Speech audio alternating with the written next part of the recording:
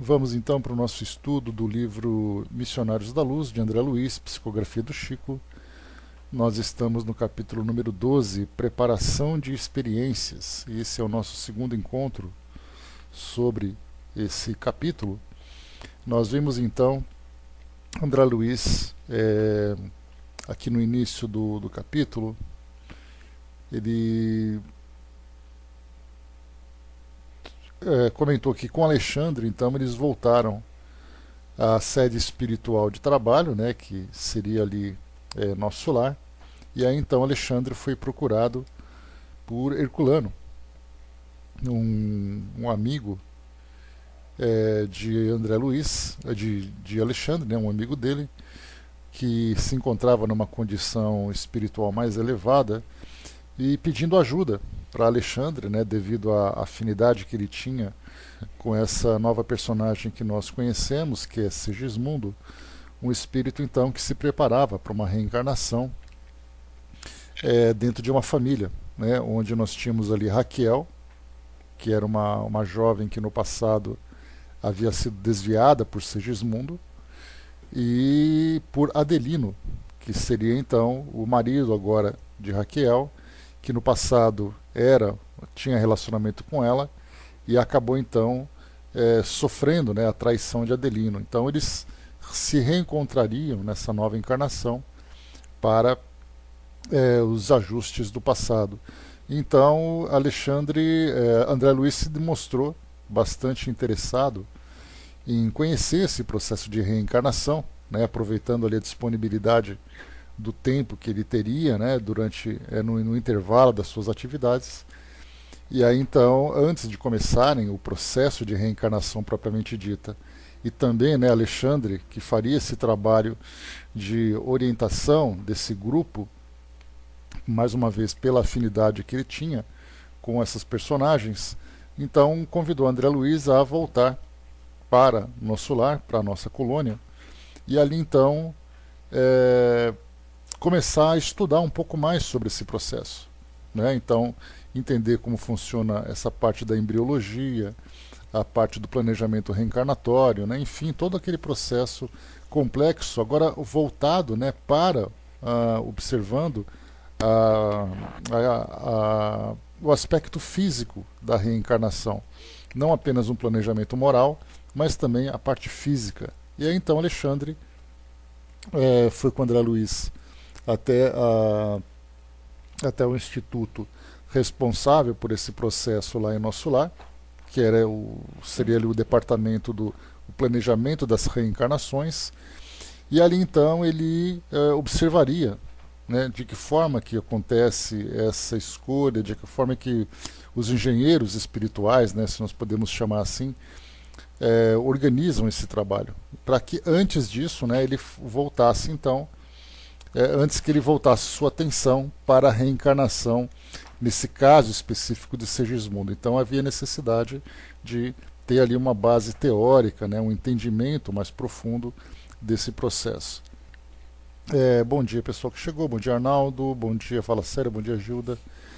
Então, lá na colônia ele conheceu Josino, né, que era um dos assistentes que trabalhavam na colônia, e ali então ambos foram conduzindo André Luiz pelo departamento. E ali então André Luiz descreveu para nós, né, aquelas duas grandes estátuas do sexo masculino e feminino, né, que tinha ali, né, os efeitos especiais para mostrar toda aquela parte fluídica, aquela parte da corrente sanguínea, enfim, tudo aquilo que chamava atenção num corpo físico, né?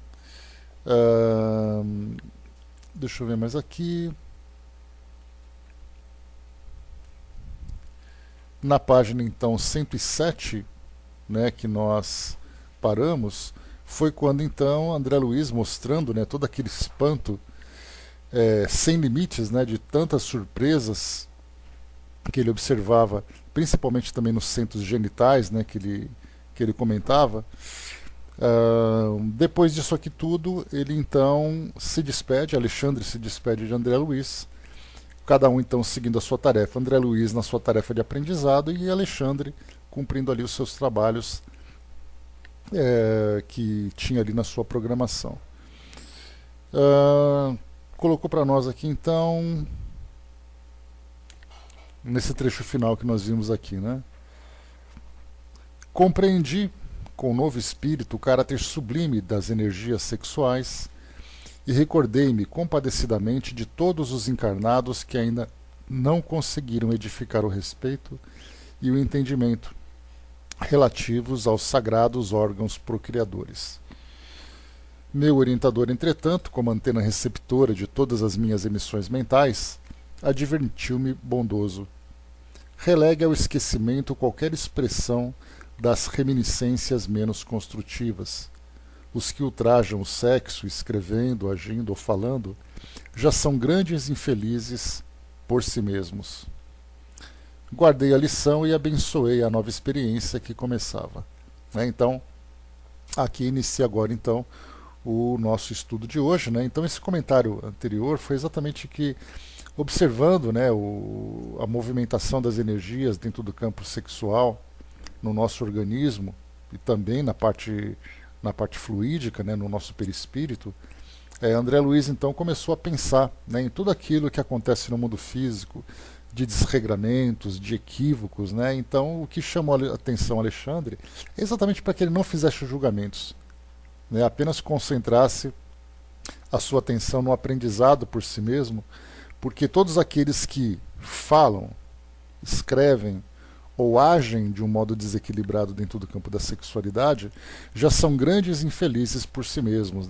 Então, nessa infelicidade, nós podemos juntar ali várias experiências negativas que nós vivenciamos aqui no mundo físico, com relação ao campo afetivo, às lesões afetivas, aos processos obsessivos, aos desequilíbrios fluídicos e, portanto, quando nós somatizamos também na parte orgânica. Então tudo isso vai vindo como prejuízo para nós, enquanto nós não educamos o nosso entendimento sobre o real sentido da sexualidade, da nossa sexualidade. Despediu-se Alexandre, deixando-me na grande instituição de planejamento, onde o assistente Josino, ocupado nos encargos de seu ministério, me confiou aos cuidados de Manassés, um irmão dos serviços informativos da casa, que me acolheu prazerosamente, cercando-me de gentileza e carinho. Senti imediatamente que o meu aprendizado ali se iniciava com imenso proveito. Manassés era um livro-volante. Seus pareceres e informes traduziam valiosos ensinamentos. Aproximando-nos dos pavilhões de desenho, onde numerosos cooperadores traçavam planos para reencarnações incomuns, foi o meu novo companheiro procurado por uma entidade simpática que lhe pedia informações. Manassés apresentou-me otimista. Tratava-se de um colega que, depois de 15 anos de trabalho nas atividades de auxílio, regressaria à esfera carnal para a liquidação de determinadas contas. O recém-chegado parecia hesitante. Via-se-lhe o receio, a indecisão. Bom dia, Rose. E aqui já começa na parte prática que André Luiz já observa, de alguém que vivenciaria então essa experiência da reencarnação, participando do seu planejamento, e, como acontece com frequência, conforme o relato dos espíritos, mostrando sempre aquela expectativa, aquela indecisão, aquela angústia que muitas vezes nos toma, principalmente quando nós temos uma reencarnação sustentada por provas e expiações que são muito difíceis. Então, nós não apenas participamos, como sentimos ali a aproximação, toda aquela angústia característica. Agora, um espírito, quando ele vai reencarnar, tendo ali missões importantes, tendo uma vivência equilibrada, ele também sente esse mesmo efeito, porque afinal de contas ele deixa aquele ambiente onde ele se sente seguro, estando desencarnado, e vai encarnar, e vai reencarnar, e nessa reencarnação ele terá ali o local onde ele vai vivenciar, as pessoas com quem ele vai conviver, pôr em prática aquilo que foi planejado na teoria. Então gera também aquela agonia, aquela aflição, mas para aqueles que trazem débitos graves de suas existências anteriores, esse momento acaba sendo muito mais angustiante. Não se deixe dominar pelas impressões negativas, dirigia-se Manassés a ele, infundindo-lhe bom ânimo. O problema do nascimento não é assim tão intrincado. Naturalmente exige coragem, boas disposições. Entretanto, exclamava o interlocutor, algo triste, temo contrair novos débitos ao invés de pagar os velhos compromissos. É tão penoso vencer na experiência carnal, em vista do esquecimento que sobrevém à encarnação. Mas seria muito mais difícil triunfar guardando a lembrança, redarguiu Manassés incontinente. Prosseguindo, sorridente, acrescentou: se tivéssemos grandes virtudes e belas realizações, não precisaríamos recapitular as lições já vividas na carne. E se apenas possuímos chagas e desvios para rememorar, abençoemos o ouvido que o Senhor nos concede em caráter temporário. Ensinamento importante aqui que chega para nós. Bom dia, André. Que ele coloca assim, primeiro, se tivéssemos grandes virtudes e belas realizações, nós não precisaríamos voltar ali ao passado, e fazer aquela revisão daquilo que nós já vivemos anteriormente. Mas se ao mesmo tempo nós só possuímos dificuldades agora, esse esquecimento vem exatamente como essa grande bênção que nos dá a oportunidade de recomeçar com mais coragem, com mais determinação, e não presos pelos sentimentos de culpa, do remorso, aquilo que é sempre característico, que nos prende na nossa evolução. Esforçou-se o outro para esboçar um sorriso e objetou: conheço-lhe o otimismo.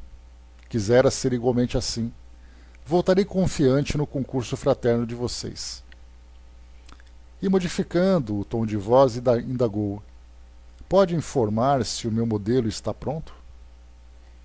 Creio que poderá procurá-lo amanhã, tornou Manassés bem disposto. Já fui observar o gráfico inicial e dou-lhe parabéns por haver aceitado a sugestão amorosa dos amigos bem orientados sobre o defeito da perna. Certamente lutará você com grandes dificuldades nos princípios da nova luta, mas a resolução lhe fará grande bem. Sim, disse o outro, algo contrariado. Preciso defender-me contra certas tentações de minha natureza inferior, e a perna doente me auxiliará, ministrando-me boas preocupações. Ser-me-á um antídoto à vaidade, uma sentinela contra a devastação do amor-próprio excessivo. Muito bem, respondeu Manassés, francamente otimista. E pode informar-me ainda a média de tempo conferida à forma física futura? 70 anos no mínimo, redarguiu meu novo companheiro contente. O outro fixou uma expressão de reconhecimento, enquanto Manassés continuava. Pondere a graça recebida, Silvério, e depois de tomar-lhe a posse do corpo físico, não volte aqui antes dos 70. Trate de aproveitar a oportunidade. Todos os meus amigos esperam que você volte mais tarde à nossa colônia, na gloriosa condição de um completista. Então aqui a gente faz aqui um comentário importante, que muitas das limitações que nós trazemos aqui para o mundo físico, através do nosso corpo, seja uma deformidade, seja uma condição orgânica, um problema de saúde que seja, nós ficamos nos perguntando qual é exatamente o objetivo dele, de que forma, na verdade, o objetivo nós compreendemos, mas de que forma que essa limitação vai nos ajudar no nosso desenvolvimento. Nós pensamos inicialmente que seria ali um impedimento para que nós realizássemos alguma coisa. De fato, isso também acontece. Mas muitas vezes nós temos uma doença crônica, por exemplo, mas uma situação crônica que nos acompanha durante toda a nossa vida, que nos mantém ocupado em manter aquele equilíbrio. É um caso, por exemplo, de alguém que sofre de uma diabetes, alguém que sofre de um problema gástrico, de um problema nervoso, respiratório, metabólico, seja como for. E nós passamos a nossa vida toda mantendo aquela vigilância. Eu preciso ficar atento o tempo todo para aquele problema, porque do contrário eu vou sofrer as consequências da doença. Essa ocupação para nós parece apenas ali uma, uma preocupação, né, que só traz para nós dor de cabeça, aborrecimentos, na verdade serve muitas vezes para desviar a nossa atenção para as tendências negativas que nós temos. Nós temos inclusive espíritos que reencarnam numa família, trazendo, além das próprias experiências que ele precisa vivenciar nesse campo de saúde, ele traz também uma missão, que é fazer exatamente com que os pais não se descuidem dessa criança e esses pais, ao mesmo tempo, se mantenham em equilíbrio. Então, pais que trazem graves problemas de comportamento, de conduta, né? Tem ali um filho doente que necessita de uma atenção constante, seja uma atenção de presença, seja uma atenção de procedimentos, uma atenção financeira. Então os pais trabalham em função da saúde do filho. E mal se esquecem que, na verdade, esse desvio de foco serve exatamente para fazer com que eles mantenham o equilíbrio. E isso pode acontecer durante toda uma existência, acontece numa fase da existência dos encarnados. Então nós temos ali, nesse aprendizado, né, no campo da saúde, exatamente ali limitações, não apenas nos impedindo de fazer alguma coisa, mas também desviando o foco das nossas preocupações.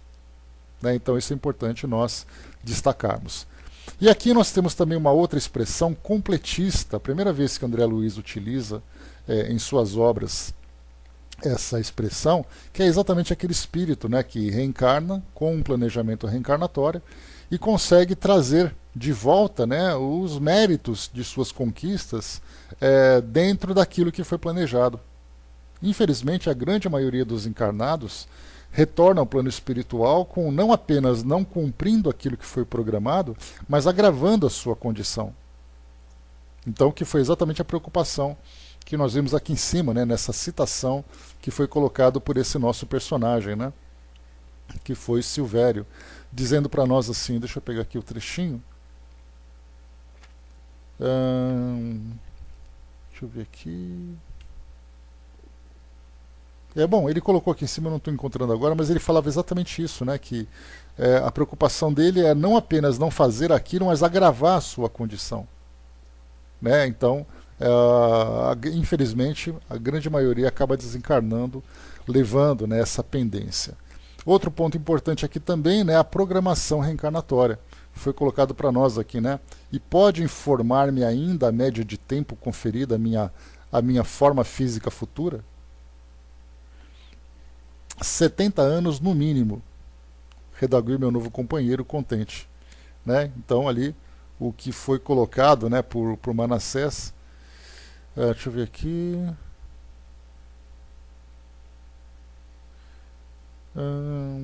só um instantinho aqui, pessoal.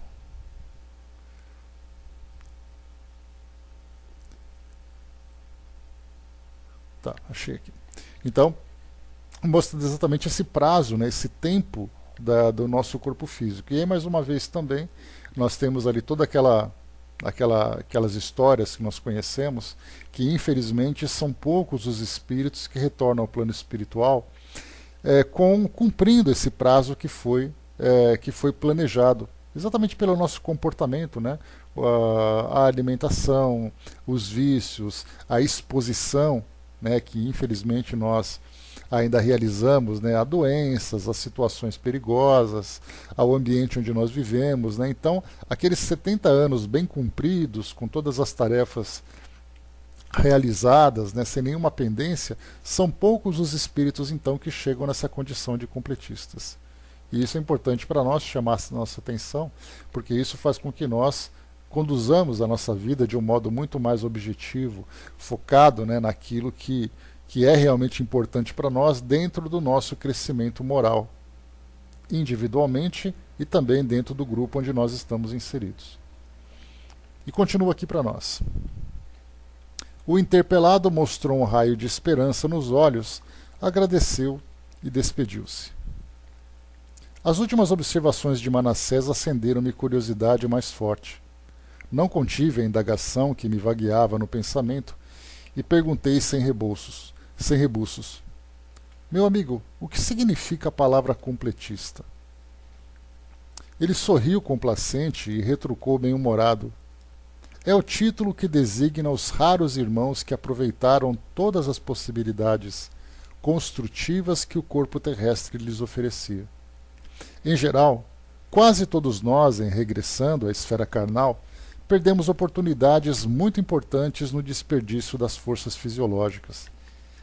Perambulamos por lá fazendo alguma coisa útil para nós e para outrem, mas por vezes desprezamos 50, 60, 70% e frequentemente até mais de nossas possibilidades. Em muitas ocasiões, prevalece ainda contra nós a agravante de termos movimentado energias sagradas da vida em atividades inferiores que degradam a inteligência e embrutecem o coração. Aqueles, porém, que mobilizam a máquina física à maneira do operário fidelíssimo conquistam direitos muito expressivos em nossos planos. O completista, na qualidade de trabalhador leal e produtivo, pode escolher à vontade o corpo futuro, quando lhe apraz o regresso à crosta em missões de amor e iluminação, ou recebe veículo enobrecido para o prosseguimento de suas tarefas, a caminho de círculos mais elevados de trabalho. Semelhante notícia representava para mim valiosa revelação. Nada mais legítimo que dotar o servidor fiel de recursos completos. E lembrei-me dos desregramentos de toda sorte a que se entregam as criaturas humanas em todos os países, doutrinas e situações, complicando os caminhos evolutivos, criando laços escravizantes, enraizando-se no apego aos quadros transitórios da experiência, da existência material, alimentando enganos e fantasias, destruindo o corpo e envenenando a alma. Num transporte que justificada admiração num transporte de justificada admiração, redargui. Recordando o cativeiro dos espíritos encarnados no plano da sensação, consola-nos saber que há um prêmio aos raríssimos homens que vivem na sublime arte do equilíbrio espiritual, mesmo na carne. Sim, disse Manassés, aprovando-me com o olhar, por mais estranho que possa parecer, semelhantes exceções existem no mundo. Passam frequentemente para cá, entre os anônimos da crosta, sem fichas de propaganda terrestre, mas com imenso lastro de espiritualidade superior. E dando-me a impressão de que desejava esclarecer-me relativamente a ele mesmo, acrescentou: há muitos anos me esforço para conseguir a condição dos completistas. No entanto, até agora continuo em fase de preparação. Compreendi que Manassés, tanto quanto eu, trazia regular bagagem de recordações menos felizes, com respeito ao uso que fizera do corpo terreno nas experiências passadas, e procurei modificar a orientação da palestra. Sabe de algum completista que tenha regressado à crosta? Interroguei. Sim. Naturalmente, completei curioso, terá escolhido um organismo irrepreensível. Meu novo companheiro mostrou significativa expressão fisionômica e acrescentou: nenhum dos que tenho visto partir, embora os méritos de que se encontram revestidos, escolheram formas irrepreensíveis quanto às linhas exteriores. Solicitaram providências em favor da existência sadia, preocupando-se com a resistência, equilíbrio, durabilidade e fortaleza do instrumento que os deveria servir, mas pediram medidas tendentes a lhes atenuarem o magnetismo pessoal em caráter provisório, evitando-se-lhes a apresentação física muito primorosa, ocultando assim a beleza de suas almas para a eficiente garantia de suas tarefas.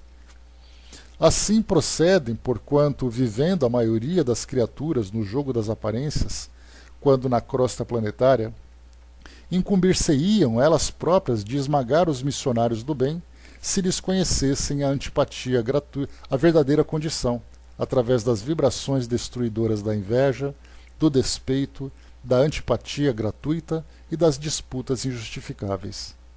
Em vista disso, os trabalhadores conscientes, na maioria das vezes, organizam seus trabalhos em moldes exteriores menos graciosos, fugindo por antecipação ao influxo das paixões devastadoras das almas em desequilíbrio, né? Então aqui esse ponto é importante, né? Porque nós pensamos que o espírito, quanto mais evoluído ele se torna, mais possibilidades de viver prazeres ele tem. E na verdade, quando o espírito se evolui, né, evolui espiritualmente, os prazeres são os que menos importam, né, porque ele foca exatamente na missão que ele deve realizar. Então ele escolhe ali, né, aparências simples. Né? Nós podemos imaginar, por exemplo, o Chico, né, sendo aquele homem sedutor, aquele homem que traz aquela beleza física. Qual seria exatamente a atenção que ele despertaria nas pessoas? Né, a sua apresentação pessoal ou, no caso, o trabalho missionário que ele deveria realizar.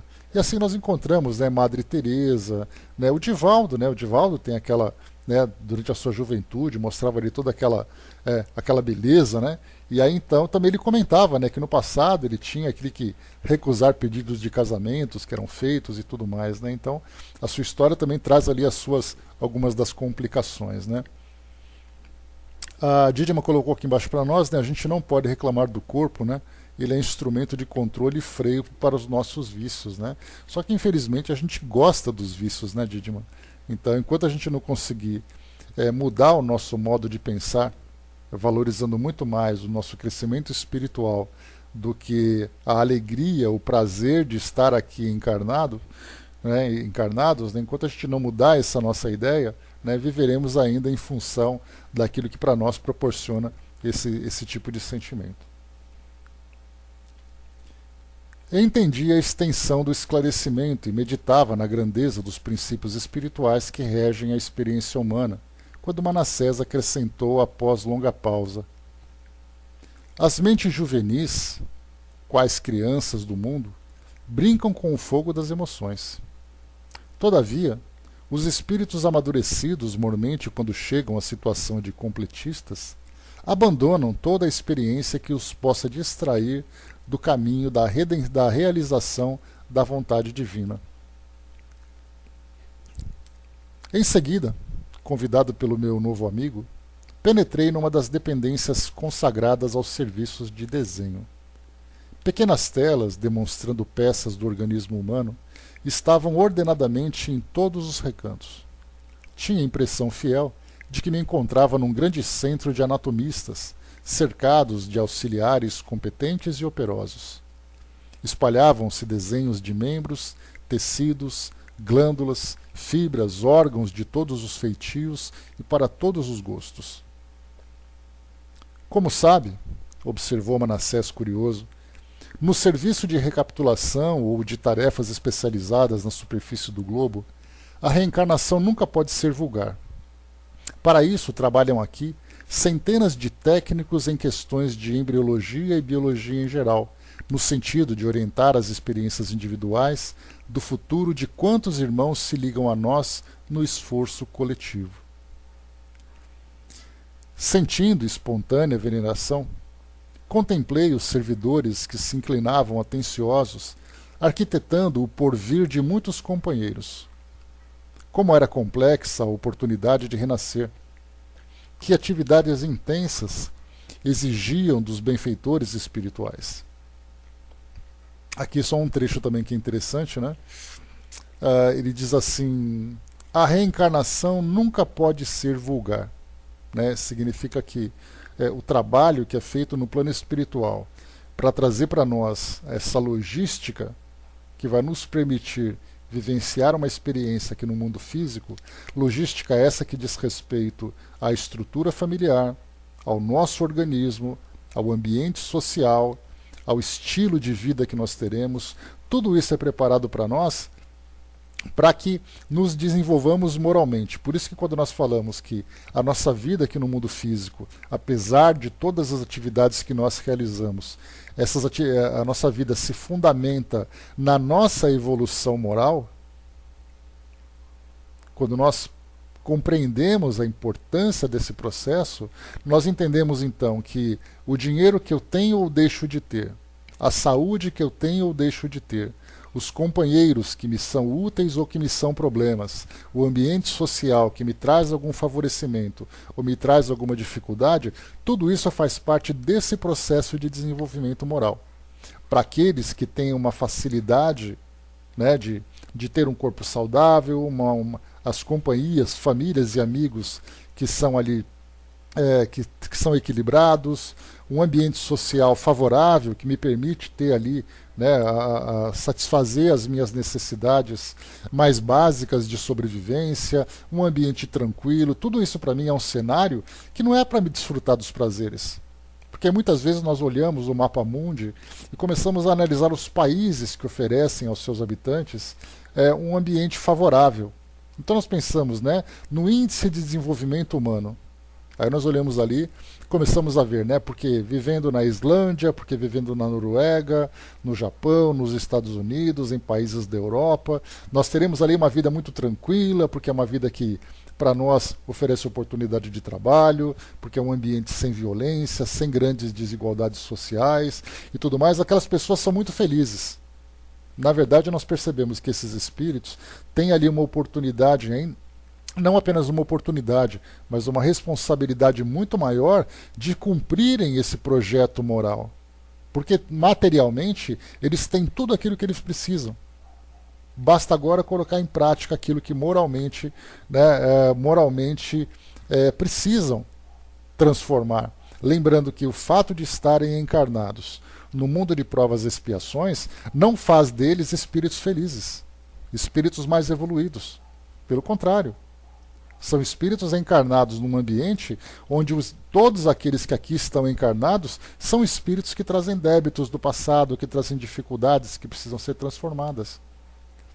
Então, viver num país que tem um grande desenvolvimento, num grupo social que é equilibrado, faz com que o espírito tenha mais necessidade de aproveitar, porque a partir do momento que nós temos esses recursos que nos favorecem e nós não sabemos aproveitar, significa que numa próxima existência nós teremos então limitações. Eu vou perdendo então, o meu corpo já não será tão saudável como antes, as minhas companhias serão geralmente aqueles espíritos com quem eu tenho débitos no passado, o ambiente social vai exigir de mim uma luta constante de sobrevivência. Isso mostra então, né, o que é exatamente essa logística. Por isso, mais uma vez, como é colocado para nós aqui, nenhuma encarnação deve ser vista de uma forma vulgar. Ninguém vem ao mundo a passeio. Isso é verso de música, né? Verso de poesia. Mas quando nós começamos a entender a importância desse processo, nós vemos realmente que estarmos aqui hoje e não tirarmos o melhor proveito possível para a nossa evolução moral, para a nossa evolução espiritual, é um grande desperdício que vai custar caro lá na frente. Já fizemos isso várias vezes, já perdemos muitas oportunidades. Hoje nós estamos aqui agora, vivendo nossas vidas com o entendimento desse processo.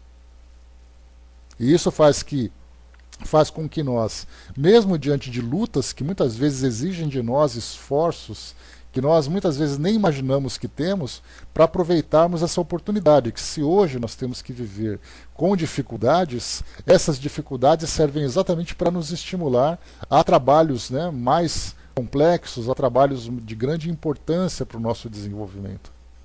Então, não simplesmente jogar fora, porque hoje nós temos, ou aproveitamos, né, com muitos prazeres as facilidades da vida, ou nos revoltamos quando essas facilidades não vêm. Isso porque a nossa visão está voltada exclusivamente para a vida material. Então queremos viver materialmente e aproveitar aquilo que a vida pode oferecer, mas espiritualmente nós somos completamente ignorantes. Vivemos exatamente como foi colocado nesse trecho anterior aqui. Deixa eu colocar aqui. Ele fala aqui sobre sermos ainda crianças, né? Sermos ainda muito jovens, ainda mentes juvenis, quais crianças do mundo brincam com o fogo das emoções. Já os espíritos amadurecidos, que chegam na situação de completistas, abandonam toda a experiência que os possa distrair no caminho da realização. Então, aqueles 5 pilares que a gente sempre comenta, né? Riqueza, beleza, poder, inteligência e fama, para esses espíritos completistas, tudo aquilo que ele tem à disposição dele é sempre utilizado para o seu crescimento espiritual, não para o seu crescimento pessoal diante da visão do mundo físico. Mas ele sabe exatamente se ver como um espírito e cumpre a sua missão. Mesmo que muitas vezes ele não tenha uma compreensão clara do mundo espiritual, pelo esclarecimento, muitas vezes pelas influências das crenças que ele acaba, né, abraçando. Então, imaginarmos, por exemplo, Madre Teresa, um espírito daquela envergadura, que tinha ali a sua fé, mas tinha também ali aquela fé vacilante diante das dificuldades que ela enfrentava, não tinha aquela compreensão do mundo espiritual que hoje a doutrina espírita nos proporciona, por abraçar uma outra filosofia que não aborda essa realidade do mundo espiritual de um modo tão claro. Ela vivia de uma forma reta. Ela cumpria a sua missão. E ela vai dizer assim, não, essa é uma missão que Deus me deu. Mas na verdade ela não compreende que esse foi um compromisso que ela assumiu. E cumpriu muito bem. Com toda a simplicidade, com toda a humildade, com toda a grandeza espiritual que ela tinha, retorna ao mundo espiritual, conforme descrições que chegam para nós através do Divaldo, né, com Princesa Diana, com Madre Teresa, que se encontraram no plano espiritual. Tem um texto que fala sobre isso. Então, mostra no plano, mostra exatamente a realidade desse espírito. E aí então aqueles que cedem a essas tentações do mundo acabam exatamente sofrendo para que e no futuro, né, tendo que trabalhar de uma forma muito mais dolorosa.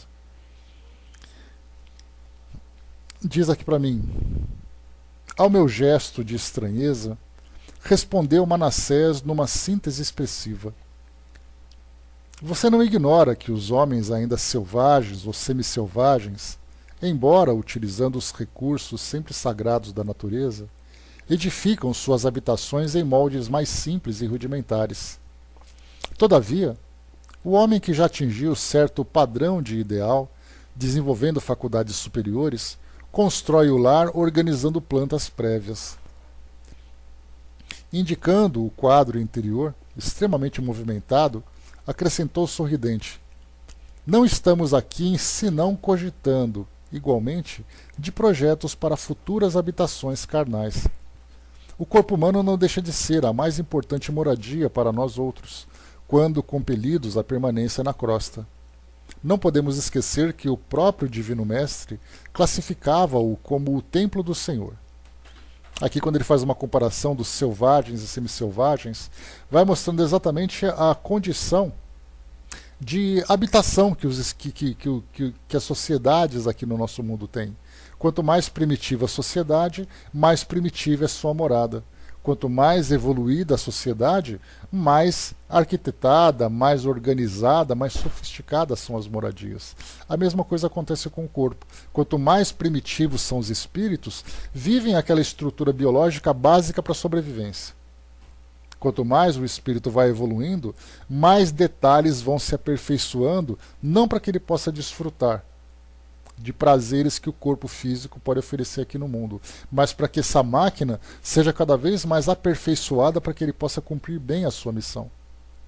Então os corpos vão se aperfeiçoando. Conforme nós vamos trazendo ainda as nossas limitações, os corpos também vão trazendo restrições exatamente para nos ajudar nesse nosso desenvolvimento. Lembrando principalmente que conforme nós vamos evoluindo em termos espiritualmente e também intelectualmente, nós vamos participando de uma forma muito mais direta, muito mais ativa da elaboração desse nosso organismo.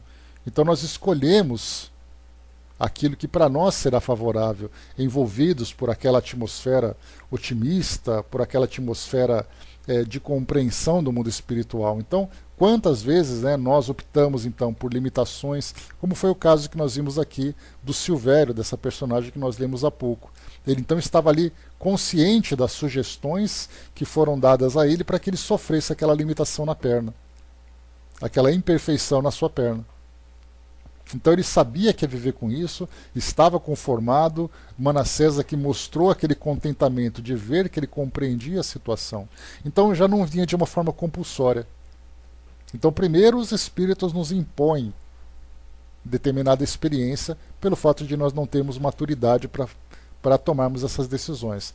Depois os espíritos passam a tentar nos convencer. Olha, isso vai ser bom para você, eu sei que vai ser difícil, e a gente faz aquelas caras e bocas e tal, mas olha, seja confiante, isso vai dar certo e tal. E a terceira fase somos nós que tomamos a decisão. E aí os espíritos têm que fazer o papel contrário. Ó, calma, não se castigue tanto, não se puna tanto. Não, mas eu quero vir sem braço, sem perna, eu quero vir aqui cego, eu quero vir com a cabeça deformada. Não, calma, não é assim. Pois é, exatamente, né, falar sério. Então, quer dizer, não se puna dessa forma, porque aí então vem aquele processo de culpa. Então, primeiro, nós não temos consciência, vem a imposição, muitas vezes até a revolta. Depois vem o convencimento. Depois nós queremos nos punir. Depois vem aquela quarta fase, né, se nós podemos classificar dessa forma, em que nós já estamos conscientes. Nós tomamos a decisão certa, de um modo equilibrado, sabemos quais são as nossas necessidades, até que vem o quinto estágio em que nós, já estando evoluídos espiritualmente, nós então temos ali a oportunidade de termos corpos perfeitos sem esses atrativos do mundo físico. Sem aquela ideia sedutora, aquela beleza que chama atenção, que abre as portas nas influências, né, mas ao mesmo tempo prejudicando o nosso desenvolvimento espiritual. Então, em cada fase da nossa existência, nós estamos nesse processo. Eu acredito, né, que nós, estudantes da doutrina espírita, que temos esse conhecimento melhor, nós ainda temos aquela dificuldade de aceitar, assim, de um modo direto, né? Não, pode botar sem perna aí que tá resolvido. Então, os espíritos ainda falam para nós, a gente já não se revolta tanto. A gente dá aquela suspirada assim, olha para a cara de todo mundo, olha para aquele desenho e fala assim, ah, tá bom, vai. Esse tá bom, vai, já mostra que eles conseguiram nos convencer e nós mostramos uma certa docilidade. Aquela facilidade para aceitar essas sugestões. Mas ainda não temos condições de tomar uma decisão completamente livres, né, de equívocos para fazermos essas escolhas, né? Então, nós temos, né, essa parte do corpo físico, ela traz para nós uma influência muito grande. Tanto é assim que nós temos ali, né, incontáveis técnicas terapêuticas, né, de melhorar a autoestima, de sair de desenvolver em nós aquele auto-amor. Porque, né, num mundo como o nosso, onde os atrativos dizem respeito exclusivamente ao mundo físico, a beleza é fundamental. Basta você ligar a televisão, você assistir qualquer programa. Né, os atores são... os atores, né, atores e atrizes, né, são sempre ali envolventes, sedutores. Nas propagandas, né, vocês que mexem com a mídia e tudo mais, quem são aqueles modelos que aparecem para nós? Você vai tomar um cafezinho, aparecem aqueles lábios lindos, aquelas pessoas maravilhosas, naquele cenário maravilhoso também. Por que isso tudo? Porque é o que o mundo hoje quer. Você vai comprar um carro, você põe ali aquela foto do carro, tem aquele bonitão dirigindo com uma lindona do carro e naquela cidade maravilhosa. Mas espiritualmente, o que nós podemos fazer uma interpretação daquelas pessoas? Pois é, as pessoas têm aquela dificuldade, né? Ah, porque eu sou muito feio, porque ninguém me quer e tudo mais. E a pessoa então vai se autodestruindo. Já que ela não é aceita pela beleza, então ela tenta ser aceita de outra forma. Aí ela começa a entrar na onda dos vícios, na onda das turmas e tudo mais, né? Tentando conquistar outra forma. Porque isso ainda é importante. Lamentavelmente. Mas com o passar do tempo a gente vai mudando, né, a nossa perspectiva, né, valorizando mais ainda a parte espiritual. O Brás colocou, né, deve ter uma hora bem dura para o nosso espírito lá de lá à volta. Eu acho que sim, Brás, ainda é para nós muito difícil. Porque nós vamos encarar ali um processo doloroso de resgates, de lutas, né? De medo de novo, porque vem aquela culpa ainda do sofrimento que nós já vivemos, né? Então faz parte ali de um trabalho bem doloroso.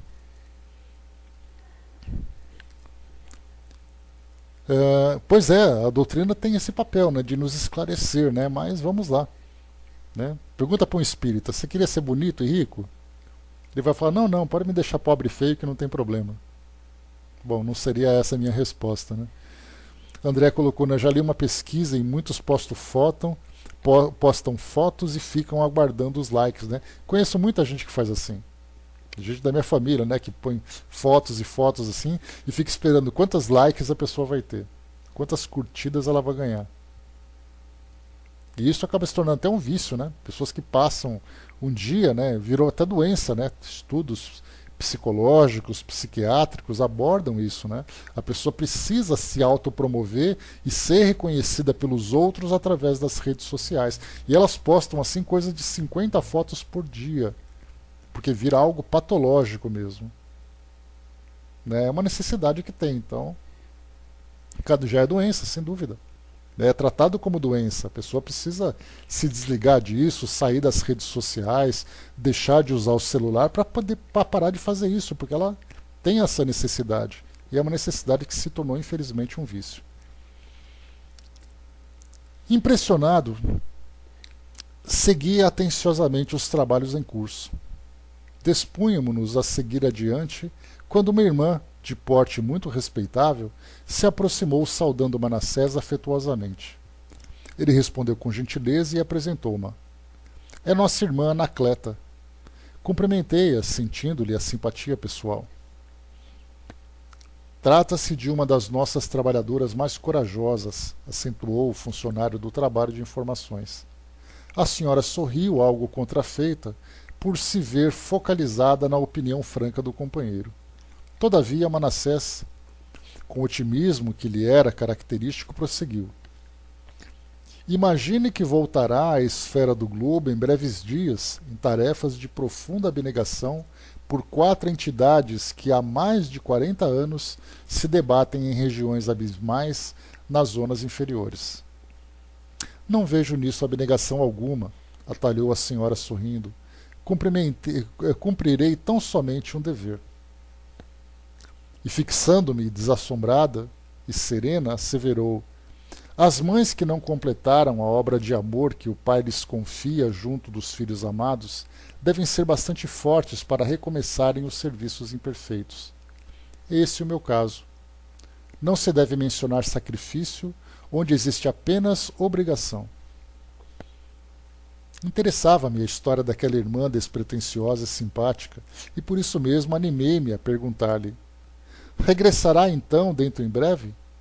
De qualquer maneira, sua resolução traduz devotamento e bondade. Não posso esquecer que também minha mãe voltou ao círculo da carne, tangida por sublime dedicação. Notei que os olhos dela se encheram de lágrimas discretas, que não chegaram a cair, emocionada talvez com a minha observação sincera. Estendeu-me a destra gentilmente e, dando a ideia de que não desejava continuar em conversação relativa ao assunto, disse-me comovida: muito grata pelo conforto de suas palavras. Mais tarde, ao se lembrar de mim, ajude-me com o seu pensamento amigo. Nesse ponto da ligeira palestra, Manassés indagou: já recebeu todos os projetos? Sim, respondeu ela. Não somente os que se referem aos meus pobres filhos, mas também a planta relativa à minha própria forma futura. Está satisfeita? Muitíssimo, redarguiu a dama. Na lei do Pai, a justiça está cheia de misericórdia e continuo na condição de grande devedora. Em seguida despediu-se, calma e afável. Manassés compreendeu minha curiosidade e explicou. Anacleta é um exemplo vivo de ternura e devotamento, mas voltará às lutas do corpo a fim de operar determinadas retificações no coração materno. Por imprevidência dela, noutro tempo, os 4 filhos que o senhor lhe confiara caíram desastradamente. A pobrezinha albergava certas noções de carinho que não se compadecem com a realidade. Seu esposo era um homem probo e trabalhador, e apesar de abastado, nunca se esqueceu dos deveres que lhe prendiam as atividades de homem de bem ao campo da sociedade em geral. Caracterizava-se por uma energia sempre construtiva, mas a esposa, embora devotadíssima, contrariava-lhe a influência no lar, viciando o afeto de mãe com excessos de meiguice desarrazoada. E, como consequência direta, 4 almas não encontraram recursos para a jornada de redenção. 3 rapazes e uma jovem, cuja preparação intelectual exigirem os mais árduos sacrifícios, caíram muito cedo em desregramentos de natureza física e moral a pretexto de atenderem a obrigações sociais. E tão degradantes foram esses desregramentos que perderam muito cedo o templo do corpo, entrando em regiões baixas, em tristes condições. Anacleta, contudo, voltando ao campo espiritual, compreendeu o problema e dispôs-se a trabalhar afanosamente para conseguir não só a reencarnação de si própria, senão também a dos filhos que deverão segui-la nas provas retificadoras da crosta. Quantos anos gastaram para obter semelhante concessão? Perguntei impressionado. Mais de 30. Imagino-lhe os sacrifícios futuros, exclamei. Sim, esclareceu Manassés. A experiência ser-lhe-á bem dura, porque 2 dos rapazes deverão regressar na condição de paralíticos, um na qualidade de débil mental, e para auxiliá-la na viuvez precoce, terá tão somente a filha, que por si mesma será também portadora de prementes necessidades de retificação. Ia dizer de minha profunda surpresa diante do mecanismo de introdução ao serviço reencarnacionista, quando outra irmã se acercou de nós, procurando por Manassés. Depois das saudações afetivas, explicou-se ela, gentil, dirigindo-se ao meu novo amigo. Desejo sua obsequiosa interferência na retificação do meu plano. E abrindo o pequeno mapa, onde se via desenhado com extrema perfeição um organismo de mulher, acentuou: veja bem o meu projeto para o sistema endocrínico. Sei que os amigos me favoreceram, planejando-o com muita harmonia, nas menores disposições. Entretanto, desejaria modificações. Em que sentido? Indagou o interpelado surpreso. A recém-chegada indicou os pontos do projeto onde se localizava o colo e falou: fui advertida por benfeitores daqui no sentido de não me apresentar na crosta dentro de linhas impecáveis para a forma física, e em razão disso, para que eu tenha mais probabilidades de êxito em meu favor, na tarefa que me propunha desempenhar, estimaria que a tireoide e as paratireoides não estivessem tão perfeitamente delineadas. Como sabe, Manassés, minha tarefa não será fácil. Devo reaver um patrimônio espiritual de grandes proporções. Preciso fugir de qualquer possibilidade de queda e a perfeita harmonia física me perturbaria as atividades. Olá, Lê. O novo companheiro endereçou-me expressivo olhar e disse-lhe: tem razão. A sedução carnal é imenso perigo, não só para aqueles que emitem a sua influenciação, como também é para quantos a recebem. Prefiro a fealdade corpórea, tornou ela. Não estou interessada num corpo de Vênus, e sim na redenção de meu espírito para a eternidade. Manassés prometeu interpor aos seus bons ofícios, e tão logo se despediu da nova interlocutora, passou a mostrar-me as mais interessantes figurações de órgãos para corpo humano. Então aqui, antes da gente continuar, vimos aqui então o planejamento reencarnatório. Todos os detalhes que fazem parte da elaboração do nosso corpo, sempre com o objetivo de alcançarmos o sucesso moral. Sempre. Se por acaso aquele benefício físico que nós recebemos atrapalha, nos desvia do propósito original, então o espírito acaba abrindo mão disso tudo quando ele tem essa condição. Para outros espíritos, muitas vezes que pedem essa beleza para poder viver esses prazeres, é feita essa concessão, mas já sabendo que esse espírito vai fracassar, que infelizmente ele vai ter que aprender com o próprio fracasso. Lá na Condessa Paula, nós falamos sobre isso no encontro anterior, lá do livro Céu e Inferno, ela fala sobre a prova da riqueza. Então, para nós escolhermos a prova da riqueza como sendo a última. E nós podemos então imaginar das demais provas que nós vamos escolhendo. Uma prova da riqueza, uma prova da beleza, uma prova da inteligência, onde nós temos a capacidade de expressar os nossos conhecimentos com muito mais facilidade, muitas vezes se torna uma arrogância. Quantas experiências difíceis nós vivemos aqui no nosso mundo físico pelo fato de desejarmos esse reconhecimento. E aí nós vemos na televisão, né, atores, atletas, empresários, políticos, né, que desfrutam daquela posição que se encontram, seja pelo vigor físico, pela beleza, pela riqueza, pela influência, e fracassam com quedas profundas, que vão demorar muitas vezes encarnações para se reerguerem a partir dali.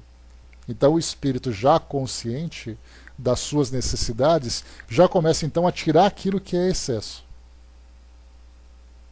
Então ele não deseja necessariamente ser ali o indivíduo mais desprezado do mundo pela rejeição que ele vai sofrer aqui na nossa sociedade, mas ele não deseja chamar atenção. Já é algo importante para o seu crescimento, para o seu desenvolvimento.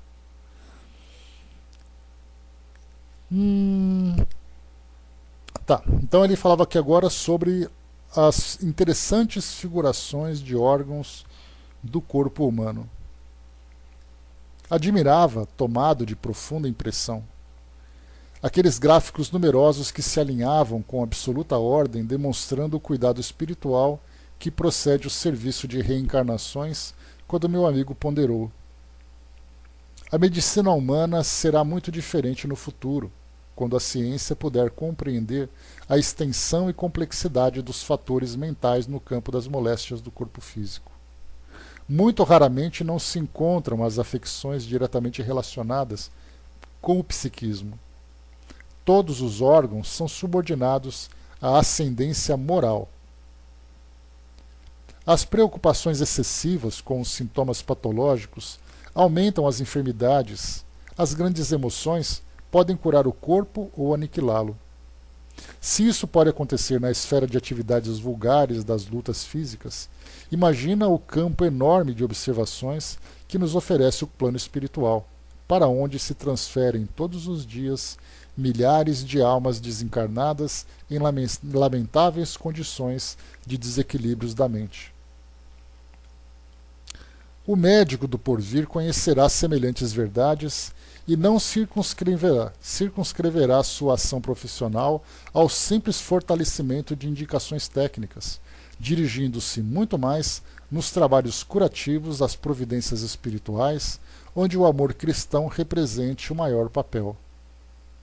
Hoje nós temos, quando ele fala aqui sobre o médico do porvir, nós podemos então considerar, por exemplo, as grandes mudanças que a nossa sociedade vem vivendo dentro dessa parte, tanto da medicina, como da psicologia, como da psiquiatria, das terapias, que hoje nós encontramos, para fazer com que nós modifiquemos o nosso modo de pensar. Então, aumentando a nossa autoestima, melhorando a nossa visão a respeito de nós mesmos, buscando realmente esse estado de felicidade. Não mais apenas nos desregramentos, porque o que nós vemos hoje, quantas pessoas vão a terapeutas ou a psicoterapeutas apresentando ali uma série de problemas. Problemas de relacionamento, problemas de autoestima, problemas de doenças que se somatizam no corpo físico por causa de desequilíbrios, questões de depressão. E aí então os terapeutas hoje procuram fazer com que o indivíduo se veja na sua real importância e não esperando que os outros deem a ele a importância de que ele acredita precisar. Então nós percebemos que nós já vivemos essas mudanças, embora aqui tenha sido mencionado os médicos do porvir, nós podemos falar sobre todos os profissionais que atuam na saúde física e também na saúde mental de todos nós aqui. Então já existe essa grande movimentação para fazer com que nós nos valorizemos como indivíduos, não ainda de uma forma tão clara, de uma forma tão intensa dentro do campo espiritual. Trabalham ainda no campo emocional, no campo psíquico. E futuramente, porque as religiões hoje ainda são vistas de um modo muito material. Então aqui no mundo material se fala muito de religiões como aquelas que vão salvar a alma, cada uma disputando ali naquele comércio de almas para saber quem ganha mais. Então, na verdade, nós ainda não estamos nos espiritualizando devidamente. E a medicina nesse campo, e todas essas áreas que atuam nesse campo da saúde do indivíduo como um todo, ainda não fez o devido trabalho, né, nesse campo espiritual. Então, as pessoas indicam, olha, busque uma religião, mas muito mais para fazer com que o indivíduo cresça espiritualmente. Mas qualquer uma serve? Na verdade, a melhor religião é aquela que transforma o indivíduo. Como lembra, né, Dalai Lama, trazendo para nós aquele esclarecimento. Então, mas as religiões precisam fazer bem o seu papel como escolas do espírito. Nós encontramos aqui a nossa escola, né? Cabe agora, né, utilizarmos esse conhecimento adquirido de um modo mais efetivo para o nosso crescimento. Deixa eu ver aqui, o Dudu colocou para nós, né, grande Cecília, um beijo para você. Graças a Deus, meu amigo, amigas, amigos e amigas presentes nessa sala de estudos. Cecília, na graça de Deus.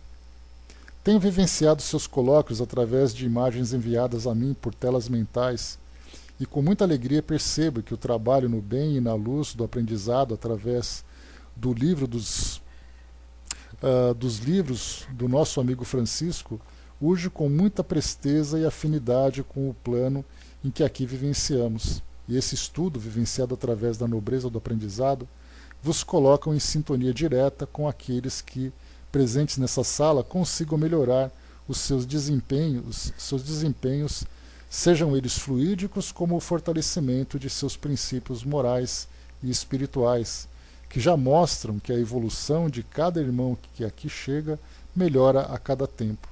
Importantíssimo é sim esse procedimento diário em que você, irmão, traz a todos que aqui chegam, mostrando que esse trabalho funciona como um atendimento fraterno, seja ele a todos que vos estão aqui diariamente, como os nossos irmãos que chegam do nosso plano para mais uma vez melhorar, né? Que bacana, mais uma mensagem da nossa querida Cecília, sempre aqui presente nos nossos trabalhos, né? E é exatamente o que a gente faz, né? Os espíritos amigos que trazem para nós essas mensagens, através dos livros, através dos ensinamentos, né? Não é só para contar história. Se nós não soubermos utilizar isso a nosso favor, ele não passa de entretenimento.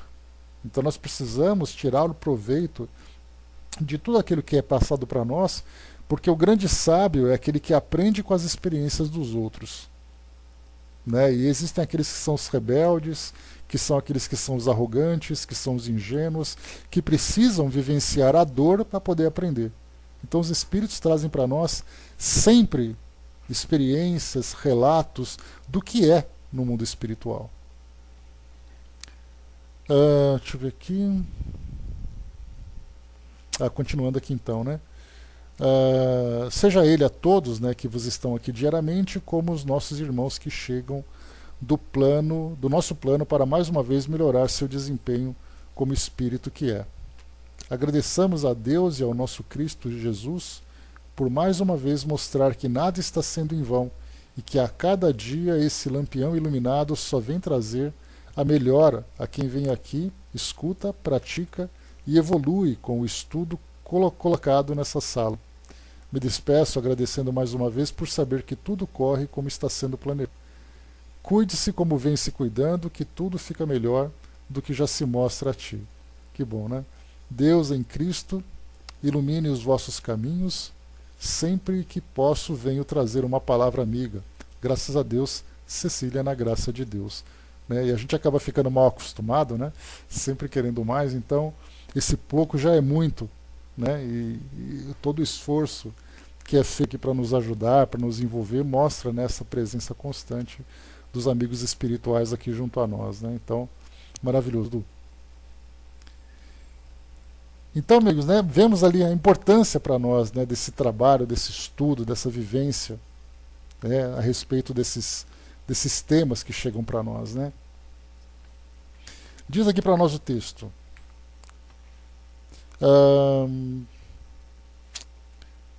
Falando aqui então sobre os médicos, né, todo aquele trabalho que a medicina, que as nossas ciências hoje trazem para nós, né, traz para nós, para nos ajudar nessa transformação.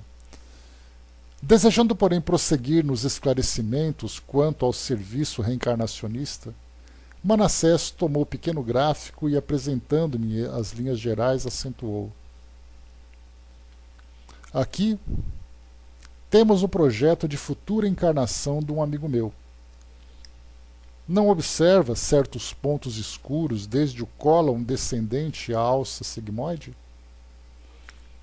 Isso indica que ele sofrerá uma úlcera de importância nessa região logo que chegue à maioridade física. Trata-se, porém, de escolha dele. E porque extrema curiosidade me vagueasse os olhos, Manassés explicou. Esse amigo faz mais de 100 anos cometeu revoltante crime, assassinando um pobre homem. A facadas, logo que se entregou ao homicídio, como acontece muitas vezes, a vítima desencarnada ligou-se fortemente a ele e da semente do crime,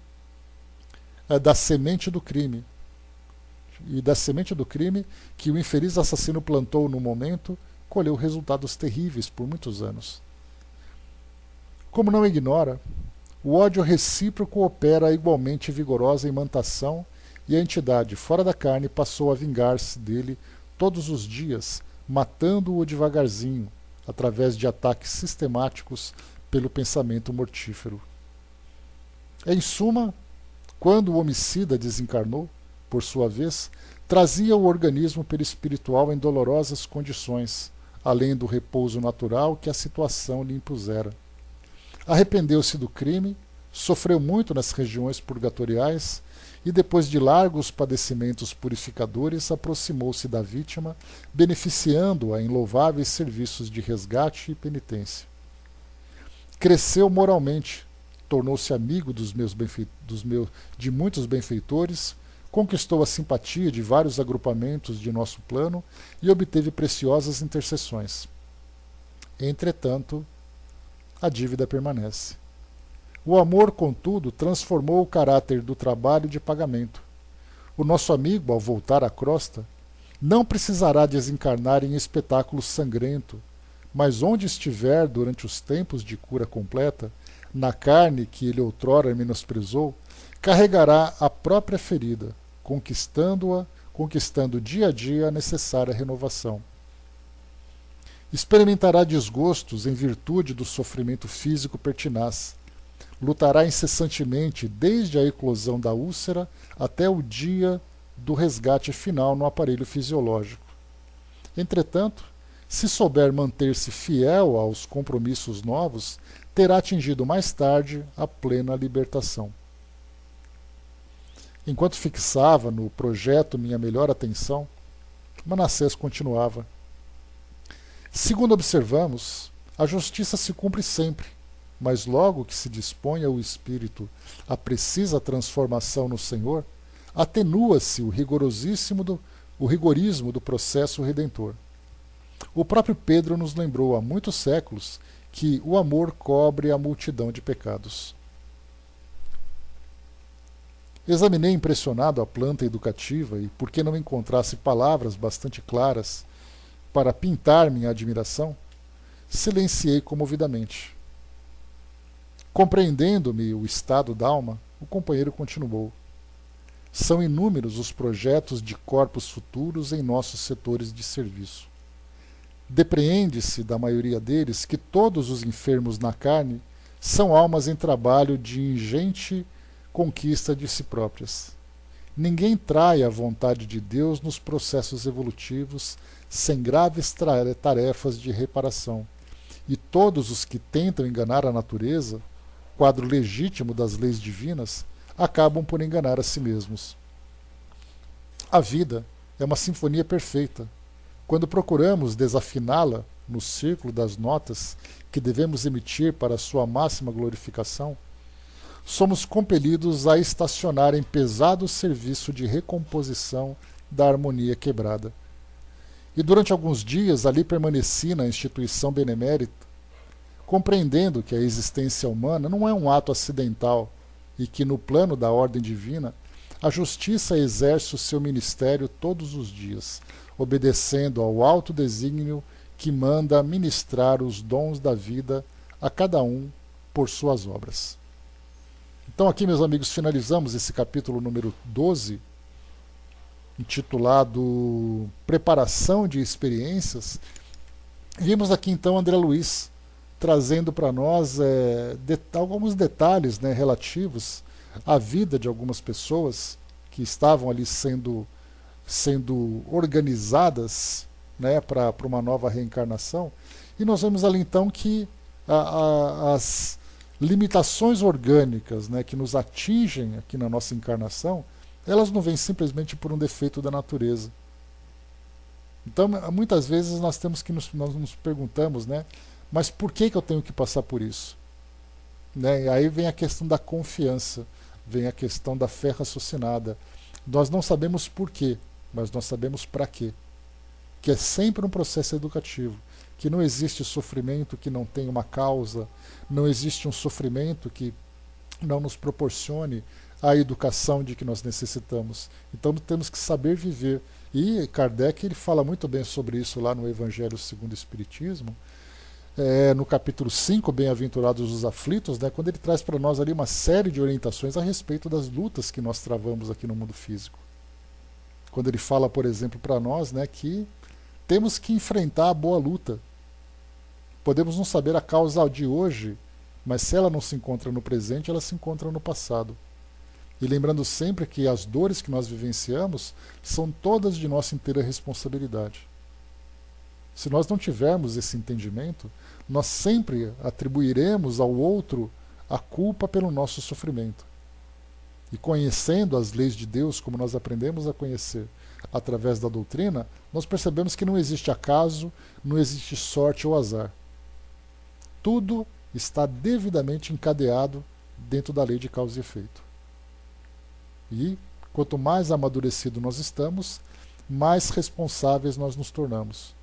E nesse caso, dentro do planejamento, essas escolhas que nós fizemos com relação a tudo aquilo que diz respeito à nossa vivência aqui no mundo físico, toda aquela logística que eu falei para vocês, a família, o corpo, as condições que nós viveremos, o local onde nós viveremos, as atividades que nós realizaremos, tudo isso faz parte de um planejamento para o nosso crescimento moral. Quanto maior a luta, mais delituoso foi o nosso passado, isso nós já sabemos.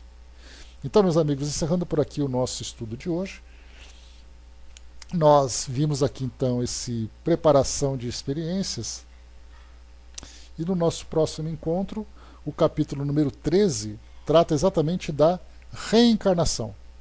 E aqui então, lembrando, né, que André Luiz estava aprendendo esse processo, né, de elaboração do corpo físico, da preparação reencarnatória, do planejamento reencarnatório, para estudar um caso específico, que é o caso de Segismundo, que nós veremos então a partir do nosso próximo encontro, né, onde não apenas ali a gravidez em si, mas a aproximação do espírito, as suas condições, a ligação com o corpo físico. Falaremos também sobre o ato sexual que inicia a gestação, todas as condições dos trabalhadores que se encontram próximos, enfim, teremos ali um panorama que, né, embora seja muito específico sobre a vida desse espírito, nós podemos ali ampliar a nossa visão para entender o que acontece, né, nas reencarnações de um modo geral. Esse para nós, então, é o início do nosso aprendizado. Então, meus amigos, encerrando por aqui o nosso encontro de hoje, fica então essa lição importante que André Luiz trouxe para nós nesse capítulo, que nós vimos em duas partes, né? Primeira parte na última segunda-feira, e agora essa segunda parte